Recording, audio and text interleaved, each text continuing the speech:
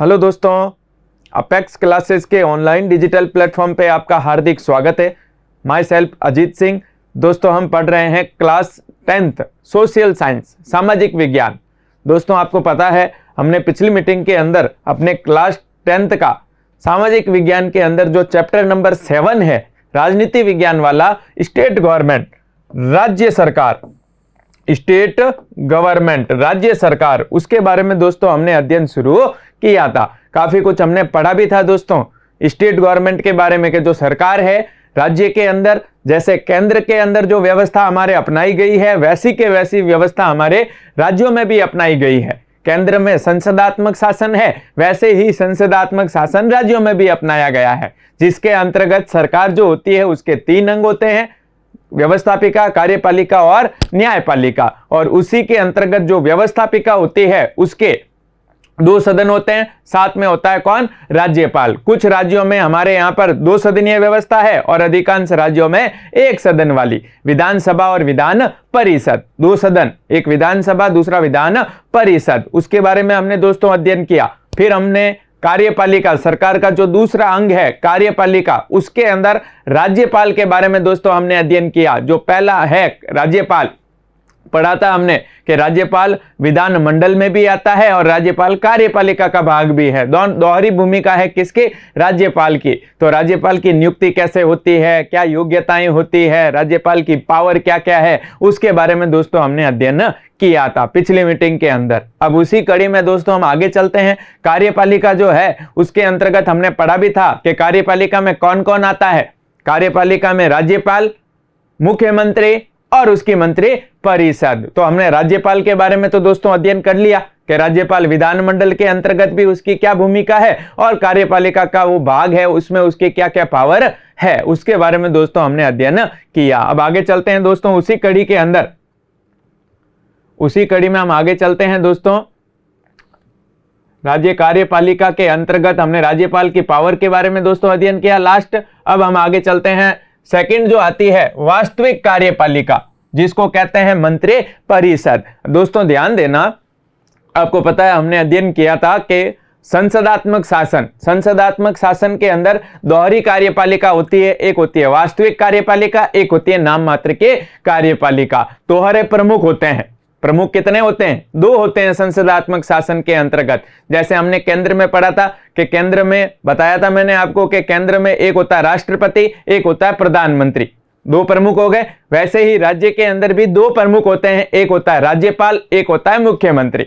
जैसे वहां पर राष्ट्रपति है वैसे राज्य में राज्यपाल है, जैसे वहां प्रधानमंत्री है वैसे राज्य के अंदर कौन है? मुख्यमंत्री है। सेम बात है, इसके बारे में हमने अध्ययन कर रखा है दोस्तों। सेम संसदात्मक शासन व्यवस्था में कार्यपालिका का रूप कैसा होता है दोस्तों? दोहरा होता है। एक होता है नाम मात्र, एक होता है वास्तविक। तो नाम मात्र का कार्यपालक कौन होता है? राज्यपाल। नाम मात्र का राज्य में कौन होता है? राज्यपाल, जिसके बारे में दोस्तों हमने अध्ययन किया। अब उसी के अंदर हम आगे पढ़ते हैं वास्तविक कार्यपालिका। नाम मात्र की कार्यपालिका पढ़ ली हमने, कौन है हमारे राज्य में? राज्यपाल। वैसे ही वास्तविक कार्यपालिका जो है वो राज्य में कौन है? मंत्री परिषद। वास्तविक कार्यपालिका कौन है? मंत्री परिषद। जैसा आपको पता है दोस्तों अनुच्छेद नंबर 163,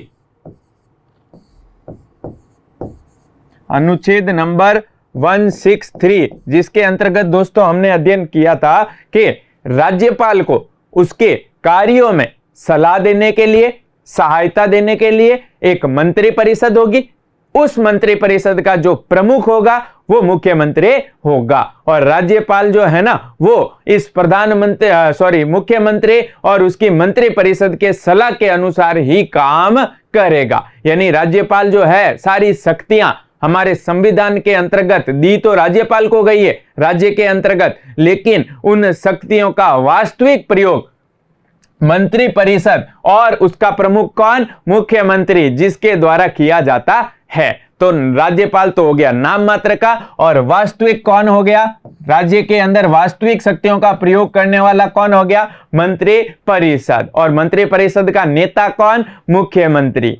तो क्लियर है ना दोस्तों यहां तक कि वास्तविक शक्तियों का प्रयोग है तो राज्यपाल के पास में शक्तियां, लेकिन शक्तियों का प्रयोग मुख्यमंत्री और उसकी मंत्री परिषद के द्वारा किया जाता है। सेम हमने पढ़ा था अनुच्छेद 163 के अंतर्गत यह बात लिखी हुई है। अनुच्छेद नंबर हमने पढ़ा 154 में हमने क्या पढ़ा कि राज्य की समस्त कार्यपालिका शक्तियां राज्यपाल में निहित होगी। राज्य की समस्त जो कार्यपालिका शक्तियां हैं राज्यपाल में निहित होगी और राज्यपाल उन शक्तियों का प्रयोग स्वयं या अपने अधीनस्थ अधिकारियों द्वारा कर सकेगा। एक तो है अनुच्छेद 154, अब उसके साथ में आता है अनुच्छेद 163। उसमें क्या लिखा हुआ है कि राज्यपाल को उसके जो शक्तियां हैं, उसके जो काम है, उसमें सलाह और सहायता देने के लिए एक मंत्री परिषद होगी। उस मंत्री परिषद का प्रमुख कौन होगा? मुख्यमंत्री होगा और राज्यपाल इस मुख्यमंत्री और मंत्री परिषद की सलाह के अनुसार ही काम करेगा। मतलब 154 अनुच्छेद जो है वो देखने पर पता चल रहा है कि सारी पावर राज्यपाल के पास है, लेकिन 163 जब साथ में पढ़ते हैं तो क्या पता चला कि शक्तियां तो राज्यपाल के पास है, लेकिन राज्यपाल प्रयोग अपने मन से नहीं कर सकता। प्रयोग कौन करता है? मुख्यमंत्री और मंत्री परिषद। यानी मुख्यमंत्री मंत्री परिषद जैसा कहेंगे वैसा राज्यपाल को करना पड़ेगा। तो ये वाली बात है कि राज्य के अंदर नाम मात्र का तो हो गया राज्यपाल, वास्तविक कौन हो गया? मंत्री परिषद। वास्तविक कौन है? मंत्री परिषद। अब राज्य के अंदर हमने जैसे केंद्र के अंदर जो संसदात्मक शासन व्यवस्था है, सेम संसदात्मक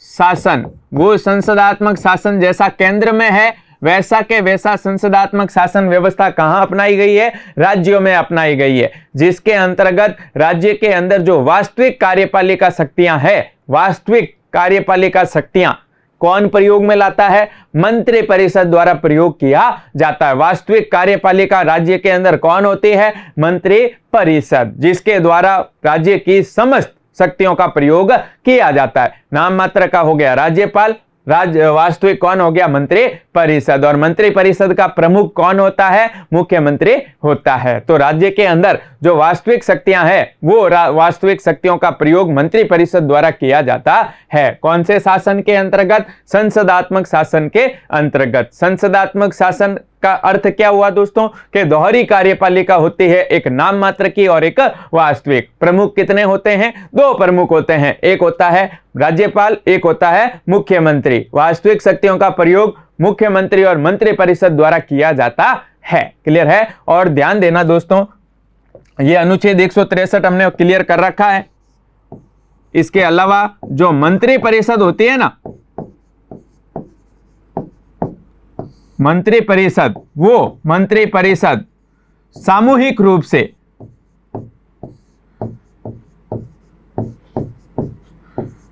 जो सदन है ना, राज्य के अंदर विधानमंडल का सदन है एक विधानसभा, उस विधानसभा के प्रति उत्तरदायी होती है।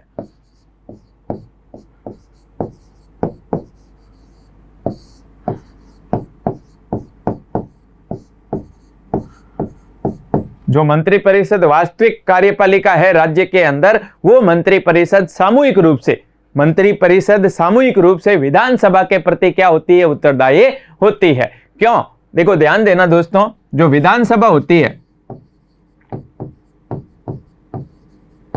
राज्य के अंदर, विधानमंडल होता है, व्यवस्थापिका विधानमंडल, उसके कुछ राज्यों में तो 2 सदन है और कुछ राज्यों में, ज्यादातर राज्यों में 1 सदन होता है। अब जहां पर यह विधानसभा है, मेन सदन जो जनता का सदन कहलाता है, इसके जो प्रतिनिधि होते हैं विधानसभा के अंदर, जो सदस्य होते हैं, उनका चुनाव सीधे करती है कौन? जनता। इसके बारे में दोस्तों हमने अध्ययन कर रखा है कि विधानसभा के सदस्यों का निर्वाचन करती है जनता, और इन्हीं विधानसभा के जो सदस्य चुने जाते हैं जनता द्वारा, इन्हीं में से बनती है मंत्री परिषद। इन्हीं में से कुछ व्यक्ति होते हैं जो मंत्री बनते, और उन्हीं से मंत्री परिषद का क्या किया जाता है? निर्माण किया जाता है। कुछ, सारे तो नहीं होते ना, कुछ सदस्य होते हैं, आगे हम पढ़ेंगे उसके बारे में।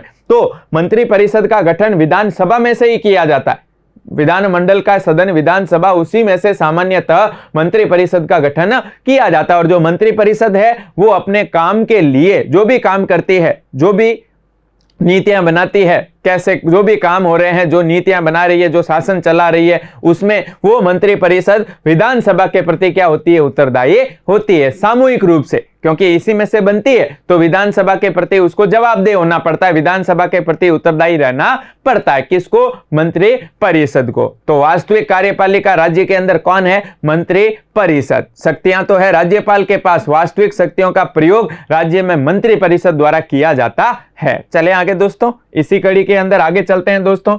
ये जो राज्य की मंत्री परिषद है, इसका गठन कैसे होता है, राज्य की मंत्री परिषद बनती कैसे है, उसके बारे में। वास्तविक कार्यपालिका मंत्री परिषद है, अब वो मंत्री परिषद बनती कैसे है, कैसे इसका गठन होता है। तो ध्यान देना दोस्तों, मंत्री परिषद का जो गठन होता है उसमें सबसे प्रमुख पहला जो काम होता है गठन के अंदर, वो होता है मुख्यमंत्री की नियुक्ति। सबसे प्रमुख काम, प्रथम चरण, मंत्री परिषद के निर्माण में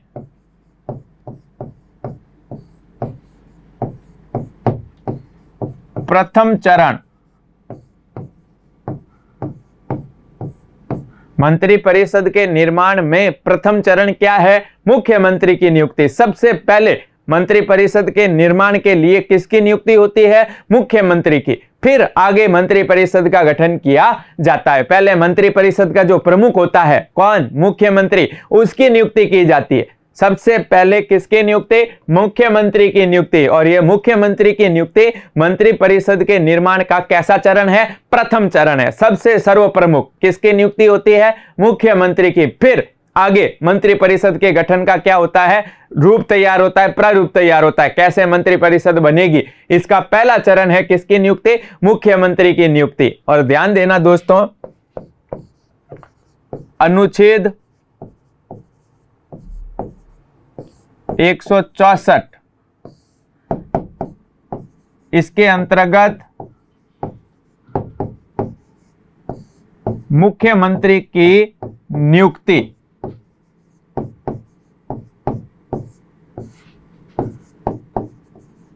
राज्यपाल द्वारा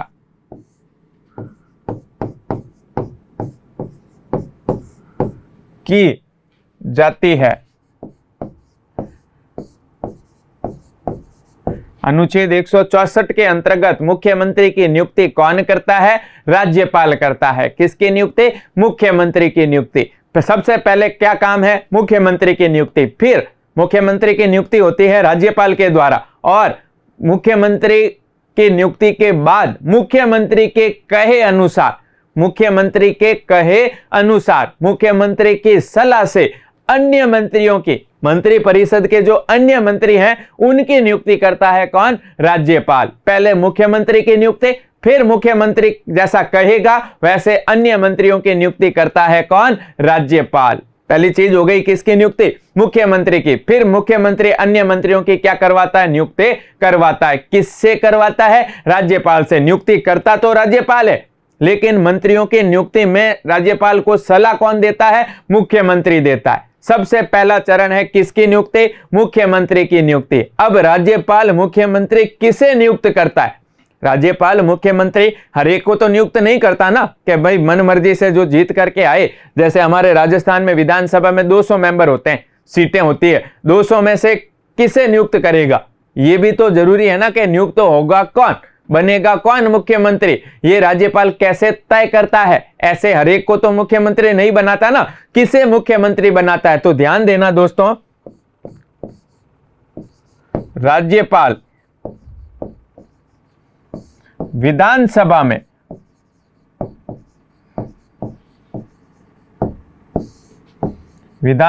में बहुमत दल के नेता को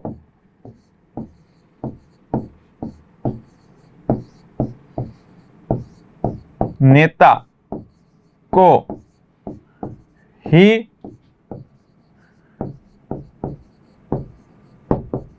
मुख्यमंत्री नियुक्त करता है।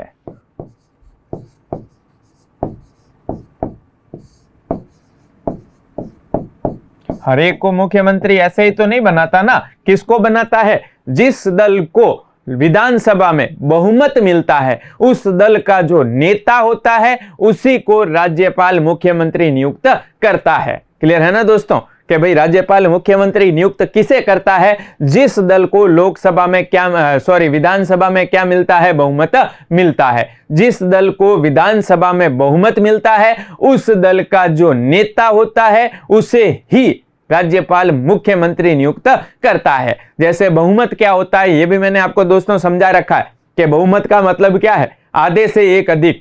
जिस राजनीतिक दल के जो टोटल विधानसभा की सीटें होती है, जिस राजनीतिक दल के आधे से अधिक उम्मीदवार, आधे से एक अधिक उम्मीदवार, एक से ज्यादा कितने भी हो सकते हैं लेकिन आधे से ज्यादा होने चाहिए, 50% प्लस 1, ये उम्मीदवार जिस राजनीतिक दल के जीतते हैं उसे क्या मिलता है? बहुमत मिलता है। और उसी का जो नेता होता है, हेड होता है, उसे मुख्यमंत्री राज्यपाल द्वारा नियुक्त किया जाता है। जैसे देखो राजस्थान के अंदर मैंने आपको बताया, राजस्थान में विधानसभा की कितनी सीटें हैं? 200 सीटें टोटल। अब 200 सीटों का बहुमत यानी आधे से एक अधिक, 200 का आधा कितना? 100, और 100 में एक अधिक प्लस 1 यानी 101। 200 का आधे से एक अधिक कितना हुआ? 101।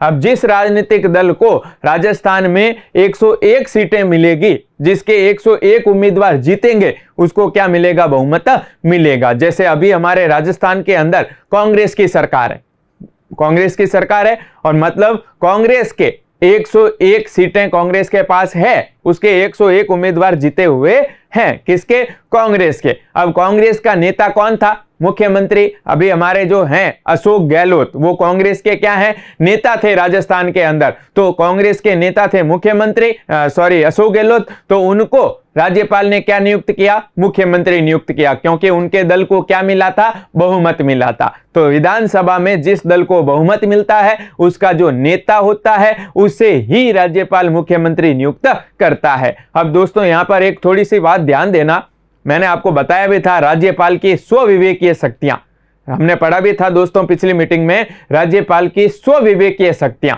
यानी एक राज्यपाल को यह स्वविवेकीय शक्ति है कि अगर जब किसी भी दल को विधानसभा में बहुमत नहीं मिलता, यानी एग्जाम्पल दे रहा हूं, जैसे 101 सीटें होनी चाहिए एक दल के पास में तभी उसको बहुमत मिलेगा। मान लीजिए इलेक्शन हुए और इलेक्शन में किसी भी दल को 101 सीटें मिले नहीं, यानी किसी भी दल को बहुमत नहीं मिला, किसी भी दल को बहुमत नहीं मिला, तो ऐसी स्थिति में राज्यपाल जो है ना वो अपने स्वविवेक से, अपने मन से, बुद्धि से किसकी नियुक्ति करता है? मुख्यमंत्री की नियुक्ति करता है। यानी उस समय जब किसी को बहुमत नहीं मिलता तो राज्यपाल अपने मन से किसी को भी क्या नियुक्त कर सकता है? मुख्यमंत्री नियुक्त कर सकता है। यह निर्भर किस पर है? राज्यपाल पर है। लेकिन जब किसी को बहुमत मिल जाता है तो बहुमत मिलता है ना, उसका जो नेता होता है उसी को ही राज्यपाल क्या नियुक्त करता है? मुख्यमंत्री नियुक्त करता है। लेकिन जब किसी भी दल को बहुमत न मिले तो ऐसे में राज्यपाल अपने स्वविवेक का प्रयोग करता है और अपने स्वविवेक से किसी को भी क्या नियुक्त कर सकता है? मुख्यमंत्री नियुक्त कर सकता है। लेकिन अब ध्यान देना, जब स्वविवेक का प्रयोग करता है और मुख्यमंत्री की नियुक्ति करता है तो राज्यपाल मुख्यमंत्री से जिसे नियुक्त करता है ना उसको बहुमत सिद्ध करने के लिए कहता है कि आप अपना बहुमत सिद्ध कीजिए। भाई आपके पास में 101 सीटें नहीं है तो आप दूसरे दलों का समर्थन लीजिए या 101 सदस्यों का समर्थन लीजिए और आप अपना बहुमत बताइए कि हाँ मेरे पास में 101 उम्मीदवार मेरे समर्थन में है, ये आप सिद्ध कीजिए, तभी आप मुख्यमंत्री के पद पर रह सकते हैं। बना तो दिया, अब मुख्यमंत्री अगर रहना है ना तो उसे ये 101 सदस्य समर्थन में लाने होते हैं। वो राज्यपाल पर निर्भर करता है कि राज्यपाल उसको कितना टाइम देता है। अब मुख्यमंत्री राज्यपाल अपने मन से नियुक्त करता है जब किसी को भी बहुमत मिलता नहीं है। लेकिन ऐसे सामान्यतः किसको नियुक्त करता है? विधानसभा में बहुमत दल के नेता को। तो पहला काम है मंत्रिपरिषद के चरण में किसकी नियुक्ति? मुख्यमंत्री की। फिर मुख्यमंत्री के कहे अनुसार अन्य मंत्रियों की नियुक्ति करता है कौन? राज्यपाल। सब्सक्राइब करें हमारा apex classes edutech YouTube channel, साथ ही बेल आइकन को क्लिक करना बिल्कुल ना भूलें ताकि आगे आने वाले सभी यूट्यूब वीडियोस की अपडेटेड नोटिफिकेशंस सबसे पहले आपको मिले। Apex classes edutech, subscribe now.